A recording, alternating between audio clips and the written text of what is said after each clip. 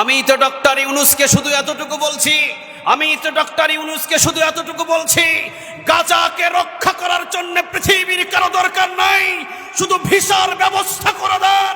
হাজার হাজার লক্ষ লক্ষ বীর মুজাহিদ গাজায় জীবন দিতে বাংলাদেশ থেকে প্রস্তুত আছে, ঠিক না বেঠে?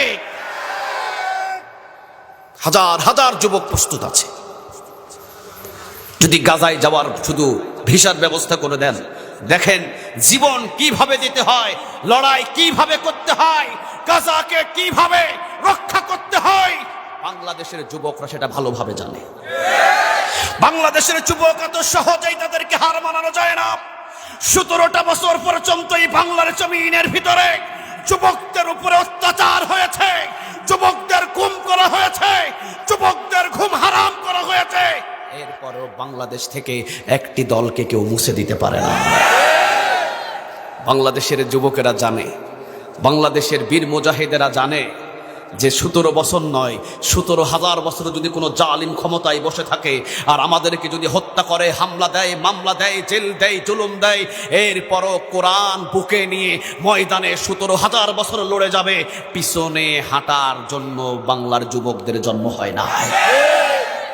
এই জন্য আমি বলেছিলাম যদি কোনো সুযোগ থাকে সুযোগ করে দেন। দেখেন বাংলাদেশের যুবক কিভাবে জিহাদের ময়দানে ঝাঁপিয়ে পড়ে, সারা বিশ্ব তাকিয়ে থাকবে, ঠিক না ঠিক? সৌদি আরবের সালমান যা করতে পারে নাই, পৃথিবীর যে ইসলামী সরকারগুলো করতে পারে নাই। বাংলাদেশ থেকে ভিসার ব্যবস্থা করে দেন, বাংলাদেশের বীর মুজাহিদরা সেটা করে দেখবে, সেটা করে দেখিয়ে দিবে ইনশাআল্লাহ। কারণ আমরা একজনকে জীবনের চাইতে ভালোবাসি। আওয়াজ দিয়ে বলেন তিনি কে? আরো জোরে আওয়াজ দিয়ে বলেন তিনি কে?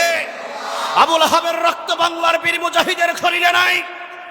আবুল আহাবের রক্ত বীর মুজাহিদ যুবকদের শরীরে নাই। উদ্বার রক্ত নিয়ে আমরা বাংলার জমিনে জন্ম নিই নাই। আমাদের শরীরে আবু বকর, ওমর, ওসমান, আলীর রক্ত প্রবাহিত মা। ময়দান কিভাবে দখল করতে হয়, ময়দানে কিভাবে টিকে থাকতে হয়, আমরা বাংলার জনগণ ভালোভাবেই জানি, ঠিক না ঠিক?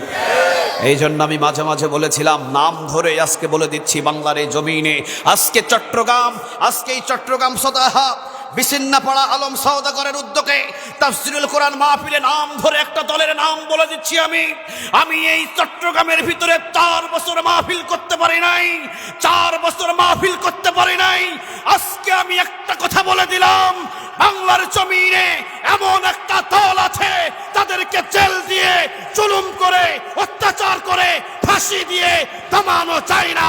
সেই দলটাই হলো জামাত ইসলাম, ঠিক না ঠিক? এরা জীবন দিতে জানে কিন্তু জীবনে কোনোদিন পিছু হাঁটতে জানে না, ঠিক না ঠিক? 17 বছর পর্যন্ত সবচেয়ে বেশি যে দলের উপরে নির্যাতন হয়েছে সেটা হলো জামাত ইসলাম। কারো ঘর কেড়ে নিয়েছে, কারো বাড়ি কেড়ে নিয়েছে, কারো ঘুম হারাম করে দিয়েছে, কাউকে ফাঁসির মঞ্চে ঝুলিয়েছে। এমন পরিস্থিতি হয়েছে 12 বছর পর্যন্ত নিজের ঘরে ঘুমাতে পারে নাই। শুধু তাই নয়, বাবাকে ফাঁসিতে ঝুলিয়ে দেওয়া হয়েছে, আবার ছেলেকে আয়না ঘরে 12 বছর বন্দি রাখা হয়েছে। এমন রিপোর্ট নাই, এমন ইতিহাস নাই। তারপরও কি এই দলটাকে হারানো গিয়েছে? কোরআনের একটি হক দল বাংলার জমিনে টিকে থাকবে ইনশাআল্লাহ। আর একটু জোরে বলেন ইনশাআল্লাহ। এই জন্য বিশ্বনবী নিজেই বলেছেন বাইতুল মুকাদ্দাস রক্ষা হবে, বাইতুল মুকাদ্দাস মুসলমানদের দখলেই চলে আসবে। যেমন তেমন কোন কর্মী, যেমন তেমন বাপের সন্তান, যেমন তেমন আল্লাহওয়ালা বাইতুল মুকাদ্দাস দখল করবে না। তারাই দখল করবে যারা আল্লাহর জন্য জীবন দিতে 24 ঘন্টায় প্রস্তুত থাকে, ঠিক না ঠিক? তাদের হাতে বাইতুল মুকাদ্দাসটা দখল হবে। এই কথাটা আমার নয়, 1400 বছর আগে বলেছেন মুহাম্মদ সাল্লাল্লাহু আলাইহি ওয়াসাল্লাম। আমাদের বিশ্বাস, যদি ফিলিস্তিনে, যদি গাজায় যাওয়ার মতো বাংলাদেশ থেকে কোনো সুযোগ থাকতো, আল্লাহর কসম সবচাইতে বেশি বাংলাদেশের যুবকদের বেশি পাওয়া যেত।